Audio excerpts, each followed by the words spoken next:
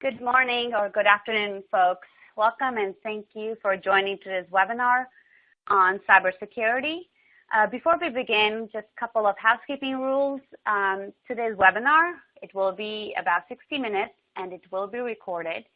A replay of the session will be sent to you after the live event, about 24 to 48 hours. And also, you are all welcome to submit your questions through the Q&A box on the left side of your screen, and we will answer as many questions as we can at the conclusion of the presentation. And now I'd like to introduce our speaker today. With us, we have Krupa Srivatsan. She's a Senior Product Marketing Manager at Infoblox. So now I'd like to pass the call over to Krupa. Please go ahead. Thank you, Navneet. Good morning, good afternoon to everyone joining the call. Today, I'm really excited to talk about our agentless security solution for, not just campus offices, but also for remote offices, branch offices, and distributed locations.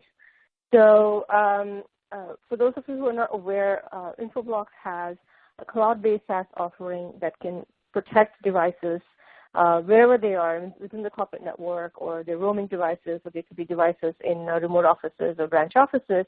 We can protect against DNS-based data exfiltration, malware proliferation, and etc.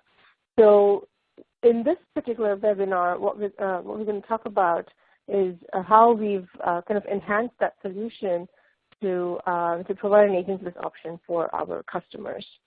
Next slide. So in terms of agenda, what we'll cover is how does DNS fit into this whole cyber kill chain, and what are the different stages in the cyber kill chain, and where does DNS play, or how does DNS play a part? How you can use that same DNS control plane to protect devices on and off premises by blocking it, making DNS the first line of defense. I'll talk about the Agentless option with Infoblox ActiveTrust Cloud, and we will wrap up with some call to action and next steps. Next slide. So when it comes to security, I mean, a lot of organizations have a lot of tools in place, but networks today are getting increasingly complex. There's a lot more connectivity happening these days. There are a lot more users that are connected. Number of connected devices are growing exponentially, and it's estimated that by 2020 there'll be 21 billion connected devices, right? And networks are also making a transformation. Organizations are using more new advanced deployment models and scenarios like cloud or SDN, which makes securing those deployment models and architectures a lot more challenging. Companies are going digital, and the transformation is happening much, much faster than we think. And Internet of Things and devices, non-standard devices that are connecting to the network are not built with security in mind.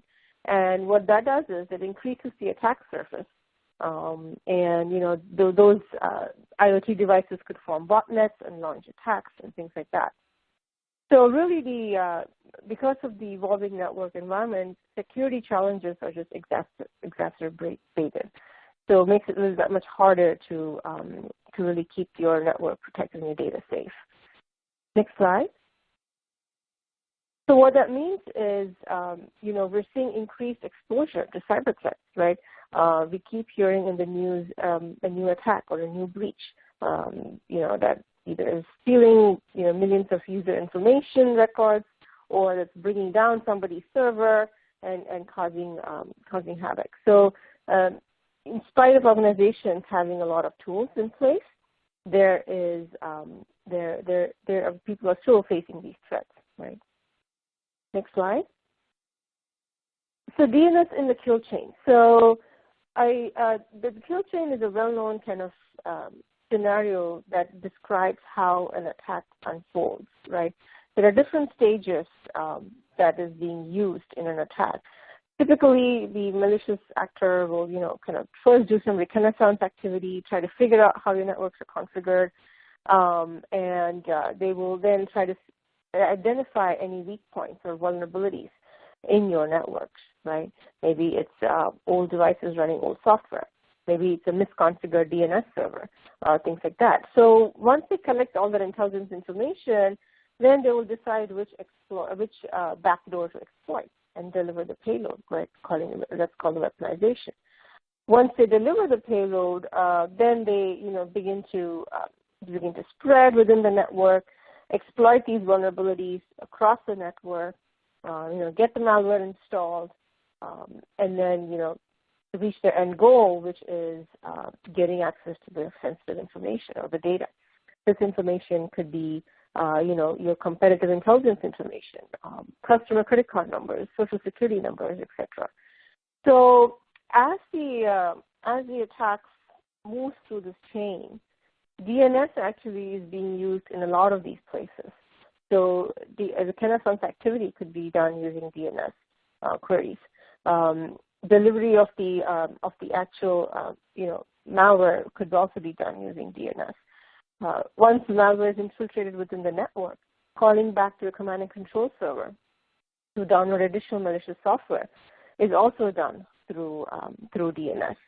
So there are a lot of places where DNS is used, and most organizations don't know about it because they're not tracking it, they're not monitoring the DNS queries, etc. So really, and finally, the data can also be exfiltrated over DNS. And we've seen cases where standard DNS tunneling toolkits are used to exfiltrate data, or some more sophisticated zero-day methods could be used to exfiltrate data. Things like breaking up the information into small chunks, encrypting it, embedding it into the DNS queries that are being sent to the internet. And because this happens in kind of a low and slow fashion, people don't detect it. It's hard to detect those type of exfiltration methods. So really, DNS becomes this, it's a key asset in any organization, but it also becomes misused in these type of attack scenarios, which is why, DNS can become that first line of defense to detect such activity. Next slide, please. And when you look at some stats, there are a lot of surveys out there around how much of a threat the DNS vector really is. There was a survey recently done which said that 46% of those who took the survey actually experienced DNS-based data exfiltration, and 45% experienced DNS tunneling. This is kind of what I talked about in the previous slide. Most malware, once it reaches the perimeter, it makes a DNS connection or DNS lookup to its command and control site. 91% of malware does that. And that is to download additional malicious software or to spread. And ransomware has been in the news recently. Ransomware works a lot like that. Once the initial payload is delivered through a phishing email or something, the ransomware-infected endpoint will make a CNC communication to its command and control site to download additional software or to check in and say, okay, I'm going to start encrypting the data on this laptop, for example. So when it makes that connection, if you have DNS RPV in there, you can actually block that connection and prevent that ransomware from executing further and locking up the data. And it's not just ransomware. There's a lot of other different types of malware that use DNS as well. CNC is the number one vector that's used by financially motivated attackers. So, it's a big deal. And the reason that DNS is being used is because attackers know that it's an underprotected asset in an organization. So it could also be a tool to detect such activity early before it causes damage. Next slide. So what we're saying is while organizations have a lot of these standard security tools, like next-gen firewalls, IDS or IPS devices, there is a gap. And as part of the defense in-depth strategy, you should be thinking about how you can fill that DNS security gap. So firewalls, they have general purpose, they work at the perimeter, but they're not always effective if the devices are off the network, or you have employees who are working from Starbucks and then inadvertently they download some malicious software and then bring it back inside the network. They have now bypassed the firewalls. And most firewalls leave port 450 open for DNS traffic. So which means that, there's not much inspection done on the DNS traffic. So, so malicious activity can happen through that port 53. They also lack visibility into the DNS control planes, so that becomes a challenge. So what we're saying is, because of that gap, you can actually implement a DNS-based security solution that can fill that gap and detect that activity early, right, before it causes damage. Next, please. So as a DNS security layer is needed in addition to firewalls, IDS, and IPS devices to fill that gap. Next slide.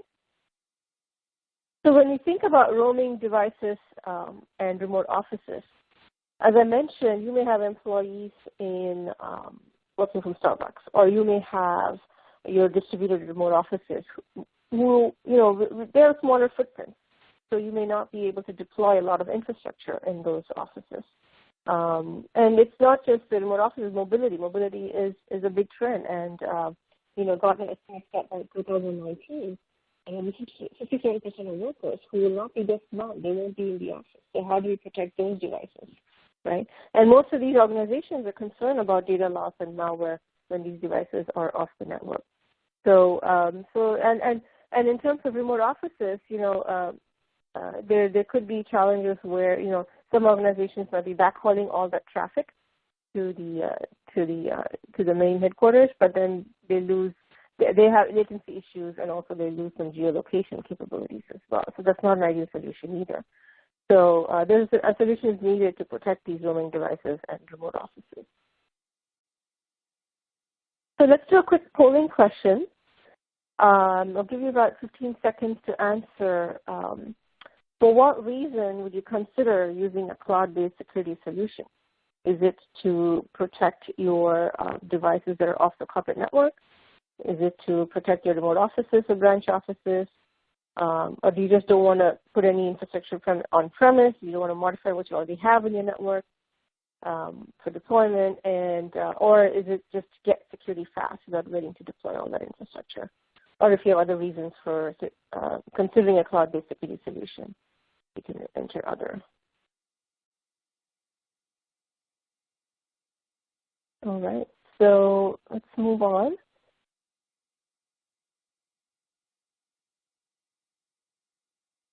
Okay, so let's talk about ActiveTrust Cloud solution that I want to kind of touch upon today. ActiveTrust Cloud is Infoblox's SaaS-based security solution that can protect these devices that could be on-prem, that could be roaming, that could be in remote offices, branch offices, and it offers protection against things that I talked about, that is data exfiltration or malware communications to command and control sites. So it becomes that SaaS solution that can provide that visibility into infected endpoints and also provide protection. Next slide, please. So in terms of the capabilities of ActiveTrust Cloud, you can use ActiveTrust Cloud to detect malware communications. I talked about data exfiltration. But the other thing that you get is a lot of detailed visibility into the infected endpoints. So maybe it is it's somebody's laptop.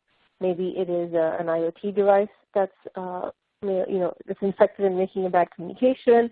So getting all that visibility into what type of device it is, where it is in the network, there's a lot of rich network context that Infoblox can provide. And it not just protects against data exfiltration, but it also protects against DGA, fast flux. Those are harder to detect threats that don't have standard signatures, that are quite dynamic in nature and hard to detect. So we can do that with what we have, a capability we have called behavioral analytics and machine learning. So what that does is it looks at that live DNS queries in real time and checks for data exfiltration or fast flux or DGA, and it can block that in real time. If you have ActiveTrust on-prem, we have a lot of ecosystem integrations if you purchase that solution, and that ecosystem integrations help kind of accelerate remediation by using information that we detect in a SIM, for example, or a Carbon Black, or Cisco ICE. So if we find something suspicious and we tell Carbon Black, then Carbon Black can take remediation action on that endpoint device. We can also tell Vulnerability Scanner to go and scan something. We can tell Cisco ICE to knock it off the network and clean it, and don't allow it on the network until that device is cleaned up. So there's a lot of ways that we integrate with the ecosystem to provide better value. In terms of components, next slide please. In terms of components of ActiveTrust Cloud, so it includes what's called the DNS firewall or RPZ, response policy zone, which is which is a way where we can use threat intelligence to have a set of known bad sites or destinations, and you can block it at the DNS level using response policy zones. And we can now, with ActiveTrust Cloud, we do it in the cloud. So what you would do is you would route your DNS queries to ActiveTrust Cloud, and we apply policy in the cloud. The second component is Threat Insights, which is the behavioral analytics module I talked about. It also has machine learning built into it. It can detect the exfiltration, DGA, fastflux. DNS Messenger was a big deal a couple of months ago, a new type of threat that was detected, and you can block that as well. Infoblox has our own threat research team, so we have our own sources of threat intelligence, as well as we work with a whole bunch of partners to aggregate all the threat intelligence into one platform, and we use that curated threat intelligence across our solutions. And our own threat research team does spend a lot of time curating that information to make sure it's up to date. We also have a really great threat investigation tool. It's kind of like a one-click search tool that security researchers can use to get more context around threat indicators. It actually saves a lot of time. They can do investigation in a matter of minutes, as opposed to going to different locations on the web and trying to correlate all that information, which could take them hours or days. Yeah, we have a lot of detailed reporting around the infected endpoints. And then the Agentless option, which I wanted to talk about today, is that you can access the ActiveTrust Cloud-based service either through an endpoint agent, but more interestingly, you can also do it using our new capability, DNS forwarding proxy, which is an agentless-based solution that you can deploy. You can deploy it on a virtual infrastructure, and what that forwarding proxy does is just takes the DNS queries from your local DNS server, whatever you have on-prem, and routes the DNS queries to the cloud, to Infoblox Cloud, and we can then apply policy and check for security incidents in the cloud. It's completely agentless. You just have to download you just have to deploy a small software on a virtual machine, and you're good to go. Right? You don't have to deploy agents on every endpoint that you may have. And of course, ActiveTrust Cloud is a recursive DNS service. So, all your queries to the internet will go through Infoblox ActiveTrust Cloud. And the other neat feature is that we have what's called geolocation response. So with the eDNS capability, we can actually, when you want to go to like Office 360 or something like that, we can actually, or Google.com, we can actually route you to the server closest to where you are located. So if you're making a request from Germany, you'll get routed to the closest Google.com server in Germany, for example, right? So we provide that information to the downstream vendors so that they can reroute you to the right location, to the right server. So that's a really neat feature as well. And ActiveTrust Cloud also tightly integrates with on-premises DDI. So if you have Infoblox on-prem, you get a lot more detailed information in your reporting. Next slide, please. So when it comes to threat detection, we have a multi-pronged approach for threat detection, right? We have reputation-based, signature-based, and behavior-based. When it comes to reputation, it's all about the threat intelligence and knowing the bad neighborhoods in the internet, right? So we have that information in our threat intelligence feed, and we use that in all our solutions. Signature is all about knowing how an attack works and using that information to really block those attacks and We have signature-based detection to detect DNS-based DDoS attacks. We have signature-based detection to stop popular DNS tunneling toolkits from executing. So that's the second kind of capability. The third one, which is probably the most interesting and the most kind of unique capability for Infoblox, is the behavior-based detection to detect those zero-day threats. So we have a patented analytics module or algorithm that looks at DNS queries in real time to detect presence of data. There's also a machine learning component in it that can learn as it's being deployed in production, and it gets better with time. And there's very little false positives. You can detect data exfiltration and some of the other zero-day threats using behavioral analytics. So the differentiator for Infoblox is that we have a multi-pronged approach. So we don't just do either reputation or signature or behavior. We use a combination of all three to detect not just known threats, but also those zero-day unknown threats that don't have any, regular signatures. And just to double down, next slide, please. Just to double down on the behavioral analytics with machine learning, the analysis model has a few different components to it, right? It uses entropy, it uses lexical analysis, it uses frequency, how often is it going to a particular destination, the size of the packets that are going out, etc. And it does a correlation of all these different modules to come to a conclusion whether there's data exfiltration happening over DNS, right? And once it reaches a certain level of confidence level that yes, there is it looks like there's data embedded in the queries, then it adds those destinations. So where are these queries going to? It adds those destinations to the RPZ feed that we talked about so that future queries to that destination are blocked. So this way, we don't just detect these type of malicious activity, we can block it and use it to detect some of the zero-day threats like data exfiltration, DGA, fast flux, and DNS messenger. So really unique capability that I talked about. Next slide, please. So in terms of the workflow scenarios, so this is kind of a snapshot of what Infoblox ActiveTrust Cloud looks like. So this includes all the components that I described in the previous slides, but also it shows you how the various, the roles or like administrators will work with the solution, right? For example, the security admin will use Infoblox Cloud Services portal to set policy. You can set up networks and say, okay, everybody in this network, this is a policy I'm applying to. They cannot go to such and such site. I'm going to be more strict with these locations, for example. They also get access to a lot of reports. The operations teams can use the threat research tool or .ca to do more investigation around, okay, I know that this is a bad URL or a bad domain. What other attack campaigns has that been associated with? And how do I get more information around that? And obviously, they also have access to all the reporting capabilities.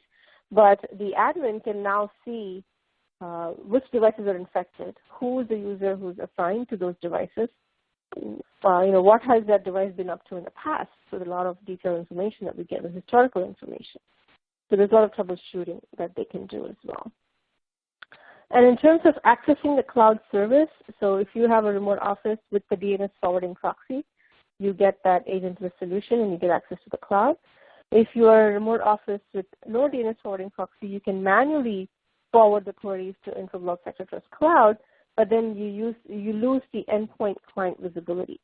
So what the DNS forwarding proxy does is it looks at where the DNS query is coming from, and if, even if you're putting it behind an added solution, if you have an added architecture, you can still get the information on the endpoint that is making that malicious DNS query. It embeds that endpoint information into the DNS query, and then it sends it to ActiveTrust Cloud, so you don't lose that visibility. And it also uses encrypted communications, so it keeps your data kind of safe. You can also use endpoint agents, which is the other option with the roaming client. The endpoint agent also works the same way. It encrypts the communications to ActiveTrust Cloud, and it also embeds the client ID, so you get that endpoint visibility into which devices are actually making the malicious communications. If you have Infoblox on-prem infrastructure, you get a lot more visibility. We have what's called Data Connector that takes all the information from our grid members and puts it into reporting. So you get a lot more detailed drill-down reports if you have a kind of a hybrid model where you have some on-premise Infoblox infrastructure and you use ActiveTrust Cloud. And we see a lot of cases where the hybrid model works well for our customers. Next slide, please. So in terms of DNS forwarding proxy, so just to double down on that, it is an agentless option that you can use. It's perfect for use cases where, you just don't want to install yet another agent on the devices, or you may be having IP-enabled IoT devices, where these are non-standard devices. It's probably not possible to install an agent on those devices. In those cases, DNS forwarding proxy becomes an ideal solution. You don't lose the endpoint visibility, but you also, you get that protection from the cloud service without having to deploy agents. The forwarding proxy can be run on VMware infrastructure, so like a virtual machine, or if you have bare metal Linux, then you can use the DNS forwarding proxy. It works on Docker and Linux. So really, very easy ways to get that up and running and start using the cloud service. As I mentioned, it encrypts and embeds the client identity, so you get all the deep visibility into the endpoint. And the other cool thing about the forwarding proxy is, you may be using workstations that are being used by multiple users. So you may have, for example, if in a higher ed or an education scenario, you may have common workstations that are used by different students. And these students, they log in, do something, and they log out and go home. So you want to know if there's any suspicious activity. You want to know which user was logged in at that particular time on that workstation. So the forwarding proxy can provide that information. So it sends information to the ActiveTrust Cloud on who the logged in user was. So in your reports, you will know, what they've been up to, for example. So you get all that information in the reporting appliance. All right, next slide, and we go to the second polling question. So if you do prefer an agentless solution, if you could answer why. So do you prefer the agentless solution because you just want to reduce the number of agents that you have to manage and deploy, or do you have non-standard devices that can't run endpoint agents, or you don't really, you don't have preference one way or the other. You don't really care if it's an agent-based solution or an agentless-based security solution, or you're not sure. Give you 5 more seconds. All right, let's move on. So the next slide, please. So seamless integration with on-premise solution. I talked about that. If you have on-prem Infoblox, you get what's called central policy management. So you can manage your roaming devices. You can manage your on-premise devices, all using the one kind of UI, right? So you get that unified policy management. You get the enriched reports with all the information that's enabled by the on-prem Infoblox grid. So you get things like everything that DHCP fingerprinting provides. So things like MAC address, IP address, lease history, who it was assigned to, where in the network the device was, all that information around the endpoints you get with the on-prem integration as well. And what it does is it helps you prioritize which alerts to address first. So, for example, if you see a server that's running critical applications that is infected, you want to take care of that first, as opposed to somebody's laptop where they may have clicked on a phishing link once, but never did anything after that, and the malicious communications are far and few in between. That's a lower priority than a server that's running critical applications. So that type of information you would get with the context that we provide with the solution. All right, next slide, please. So, I talked about reporting. I talked about what the network administrator gets out of the reporting. The security administrator can see, how many hits per security policy, what are the top malicious destinations you guys are going to, which are the top clients or endpoints that are making these malicious communications, and you can double-click on different threat categories, etc. So you get a lot of detailed reporting in terms of the infected hits and the infected clients. For the security researcher, you can use the tool to drill down into details of the malicious activity, the different threat indicators, and you can also schedule reports to be emailed to you at different times. So you get the automated reporting alerts and reports being sent to you as well.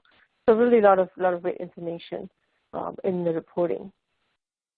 Next slide, please. So you guys already probably know this. Obviously, what are the benefits of a SaaS solution? ActiveTrust Cloud being a SaaS solution means that there's very minimum IT overhead. You don't have to procure infrastructure, deploy it, configure it on-prem. All of that is gone, right? And there's no hardware to install. You have obviously with the SaaS benefits, you have lower upfront costs. You move from a capex to an opex model. You have predictable kind of costs thereafter, and you get to roll it out faster, right? You just have to get your users or your network set up, and they're ready to go. So and the fact that Infoblox maintains the code in the cloud, there's no upgrades or patches that you guys have to implement or run on a regular basis. For the business, if your CIO or a CISO says, I want to improve my security immediately, the best way to do it is through a SaaS solution, right? You don't have to wait for anything to get deployed on-prem. That you can immediately improve your security posture and get up and running. And then the other thing is that innovations. So given that the ActiveTrust Cloud actually runs on kind of next generation Docker container architecture, the pace of innovation is much faster. We keep pushing new features on a regular basis, and our customers get access to those new innovations as soon as we push them. So it's really easy. You don't have to wait like a 6-month upgrade cycle or the next release of an operating system, things like that, to get the new features. It's on an ongoing basis, which is really cool. So really great SaaS benefits as well, given that it is a SaaS solution. Next slide, please. So one of the concerns that people might have around a SaaS solution is that, okay, is my data secure? How secure are these operations going to be?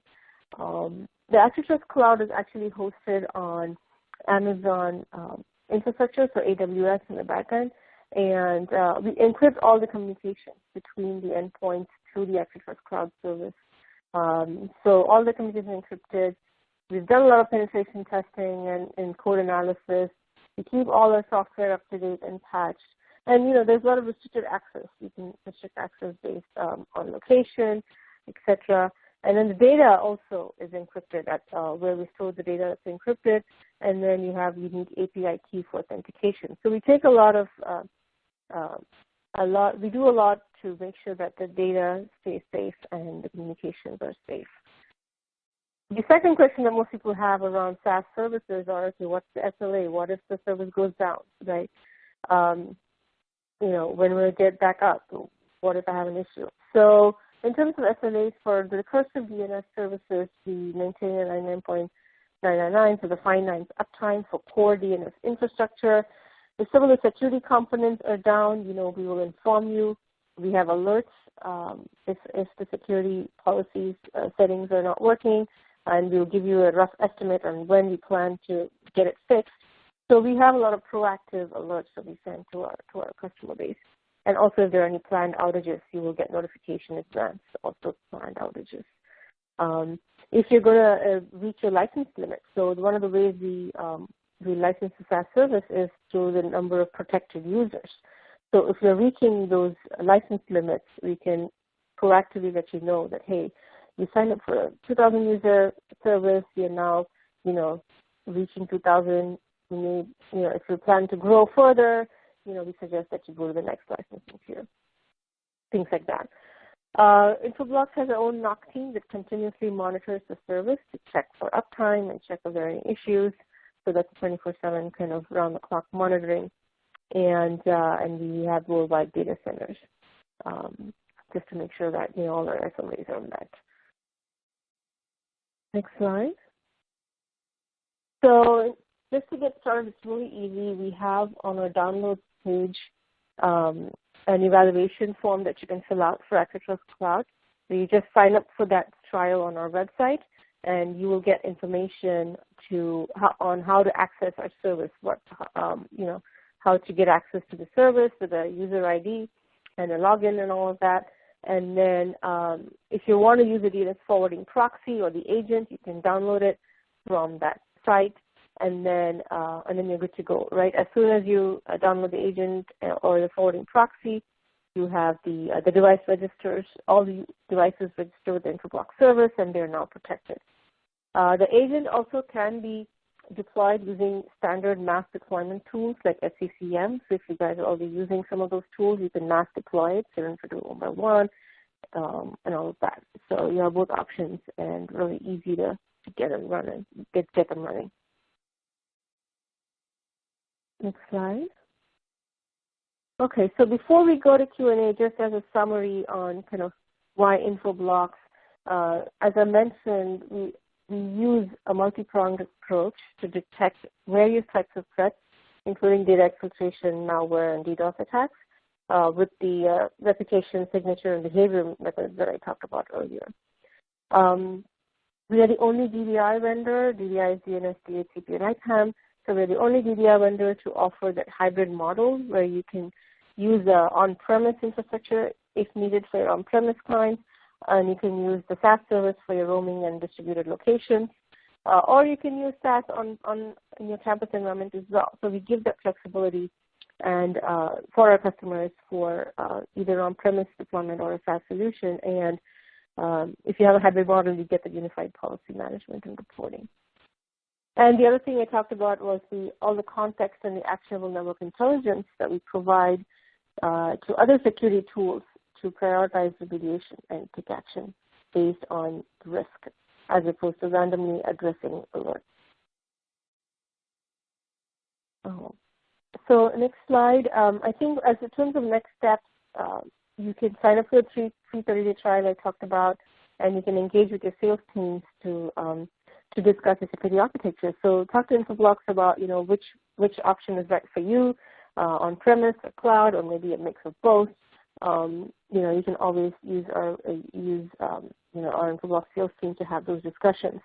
And there's a lot of resources available on our website as well that you can read up on prior to signing up for the service. All right. So with that, I think we are ready to go to Q&A. So Navneet, if you want to kind of let me know what questions are coming in. Sure. And I can add. We have the first question, and is there contingency or redundancy in place for if and when AWS goes offline? Yeah, so that's a good question, and we get that question quite a bit. So ActiveTrust Cloud is hosted on AWS. It's in 4 different POPs.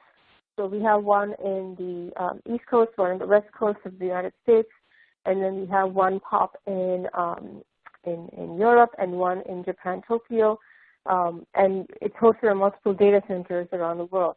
So, given that it's hosted on AWS infrastructure, highly unlikely that that's going to go down. From an Infoblox perspective, if our own service, is being disrupted or something like that, that's where the NOC team comes in, and they're continuously monitoring it to make sure that there's nothing on our side.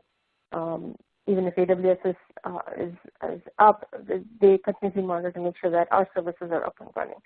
So using a combination of Infoblox NOC and the Amazon's own kind of availability and SLAs, I think there should be very little concern around uptime and contingency.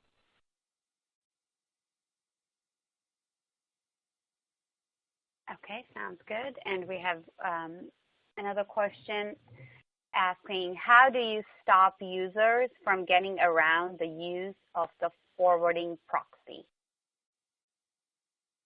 Okay, so that's a good question too.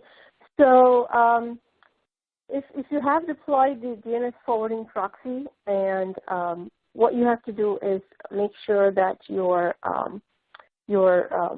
local DNS is being forwarded to this forwarding proxy. So if the users are within your network, within your corporate network, they will be their DNS queries will come to the DNS forwarding proxy because that's how you've set it up. So there's no way to go around that. Now, if they are, for example, in a Starbucks, or if they are from home and working from home, then obviously the forwarding proxy will not get their DNS queries. In that case, you would need to deploy the endpoint agent. So if you deploy the endpoint agent for those type of users, then every time they make a DNS request, it comes to ActiveTrust Cloud, so you can make sure that your policy settings are being executed. So the agent is a way to make sure that your roaming users or work from home users don't go around the DNS forwarding proxy. Okay, one more question regarding the DNS forwarding proxy. It says, what if my devices are NATed? Would DNS forwarding proxy still retain the endpoint client information? Okay, so if your environment is NATed, if the DNS forwarding proxy is between the NATed kind of location and the endpoints, right? It will retain the endpoint visibility. So if the endpoint is making queries and the DNS forwarding proxy gets it, and then it's going to a NAT, and then it's coming to ActiveTrust Cloud, it still retains the endpoint visibility. So that's the beauty of the forwarding proxy, that you don't lose that client ID information. If the forwarding proxy is between the NATed point and ActiveTrust Cloud, then obviously the DNS forwarding proxy sees only the queries coming from that NATed point. So then you don't get that endpoint visibility. But most cases, it's the other way around, where the forwarding proxy is then it's closer to the endpoint, so then you get that information.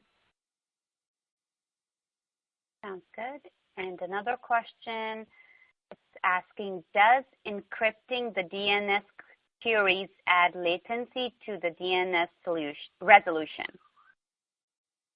Okay, so that's a good question as well. So, when we've tested it and we've, obviously this solution has been available for a while, the ActiveTrust Cloud, for about 6 months. So the encryption doesn't add latency, right? It's the points of presence and also kind of where the queries are going to. So with the eDNS option or the geolocation response, you can get rid of some of that latency issue that comes with the location of the requester, so to speak, of the endpoint that's making the DNS queries. But in terms of encryption, no, there's probably no impact to latency. Okay, another question. We have a attendee that joined a little bit late, so he was just wondering, how does Infoblox compare to Windows DNS, and is there a white paper that is available with comparison? Yeah, so Windows DNS, so DNS that comes with the Microsoft Server, I think started from 2012, the version of Microsoft Server 2012. So that is kind of standard, your vanilla DNS that does the queries, protocol serving, but that's about it. There is very little security built into that solution. There is, it doesn't detect DNS-based data exfiltration, some of the advanced threats that use DNS. There is very little capability built into that. So what we usually suggest is, if you have Microsoft Windows DNS already in your environment, I know a lot, some of the customers do, you can actually put Infoblox in a forwarding layer, right? The Infoblox DNS in a forwarding layer, or just point the queries to Infoblox ActiveTrust Cloud, either using the forwarding proxy or the agent. And so you get that security from Infoblox, and you still can keep your Microsoft DNS, so you don't have to change your existing DNS in your networks. So, while Microsoft DNS is a kind of a good free solution, but there's very little security built into it. And in terms of providing a comparison, we can definitely, as a follow-up, Navneet, maybe we can send that person a document that compares kind of the two. Sure, we'll definitely look into that. We have another question that's asking, who monitors the cloud service and what if it is down? Say that again, sorry? Sure. It says, who monitors the cloud service and what if it is down? So Infoblox, you're talking about, does Infoblox monitor the cloud service? Right. I believe that's what they're asking, yeah. Okay. Yes. So the Infoblox NOC team obviously continuously monitors the cloud service to make sure that it's available. And as I mentioned, if there are any scheduled outages that are planned, you'll get proactively information around that. If there's something that's unplanned that caused some disruption, you will be notified with another that talks about what happened, and we're looking into it. And then once we have a resolution, you will be updated on kind of what the problem was and how we fixed it. So, as with any SaaS service, we make sure that the communications are clear with the customers who signed up for the service, so that they're not taken by surprise. So, really, we keep that up, status updates going if there's any issue, and so that's how kind of you guys would know there's an issue. But it's been going for a while now, and there's very little that we've seen so far in terms of incidents. Okay, sounds good. And we have another question. They're asking, how does this solution compare to Open DNS as well as the Threat Stop DNS firewall offering? Yeah, so good question. So OpenDNS, and I can address that first. So OpenDNS is also a recursive DNS service in the cloud. They only have a SaaS offering. They don't have an on-premise solution. Infoblox has both. And the other thing is OpenDNS can detect the malware communications that are going to CNC sites. They can detect some basic DNS tunneling capabilities, so standard DNS tunneling capabilities. The difference between their solution and Infoblox is that using the behavioral analytics module that I talked about in a couple of slides, we can actually detect those zero-day threats like low and slow DNS-based data exfiltration, DGA, fast flux, and DNS messenger, and those type of advanced threats. And OpenDNS does not have a real-time behavioral analytics built into their solution, so they can only detect kind of the known threats, which have signatures or which go to known malicious sites based on threat intelligence. The other thing I want to say is, given that we have the hybrid option that you can have an on-premise and a SaaS-based solution, you get a lot of synergies with the combined reporting and the unified policy management. So if SaaS solution doesn't work for certain use cases, you can use the on-premise solution for that. So really, we provide more flexibility and choice for our customers. And if you already are an Infoblox customer, then it doesn't make sense for you to kind of go with a third solution for the SaaS offering when we offer a SaaS service ourselves, which can integrate nicely with what you already have on-prem. So some of the differentiators. And then as to Threat Stop, so Threat Stop RPZ Threat Stop is a threat intelligence company that just provides those threat feeds, right? They don't really take any action at the DNS level. They need to partner with, for example, I think they'll partner with Microsoft DNS. They need to partner with the DNS server or DNS provider to block that communications. They can just tell you which destinations are bad, but to take action, they have to partner with someone. And it's one of those several threat intelligence firms that are out there. In terms of kind of how comprehensive their feeds are, the jury's out. So that's what I would say about Threat Stop. Okay, sounds good. Now we have one more question, and after this question, maybe Krupa, you can touch base a little bit about the Cricket Live event. This is our last question, and it's saying that what is the end user experience when a site is blocked by ActiveTrust, and do they get redirected to a warning splash page? Yes, so that's a good question. So it depends on what policy you set up, right? So if you want the end user to be directed to a page that says, your administrator has blocked access to this website, so if you want to access it, go, contact your administrator. You could do that. If you want to just log those activities, so if you want to let the user still continue to go to those sites, but you just want to log it and monitor it, you can do that as well. So there are different policies you can set: allow, block, wall garden. So it depends on what you want to be set, but you can do any of those things.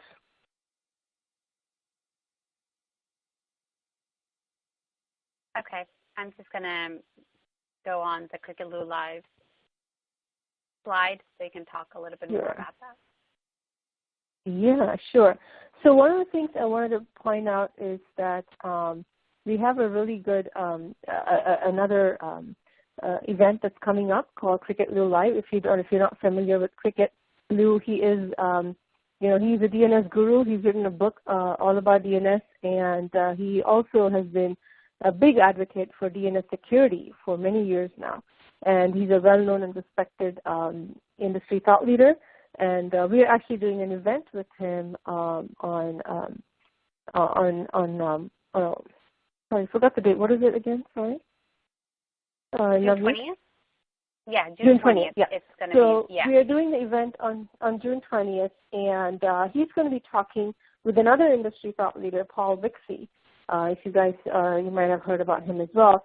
And so they are going to talk everything about DNS and RPD and how can you use it to stop phishing and malicious activity and things like that. So it'll be a really good kind of overview on what you could be doing from a DNS security perspective. And that is followed by a hands-on lab. So this is for, the guys who are kind of really want to get their hands dirty and try out these products, see what the user experience looks like. How do you set policy? What does the end user see when they get blocked? Things like that. So you can get to know about all those things in the hands-on lab.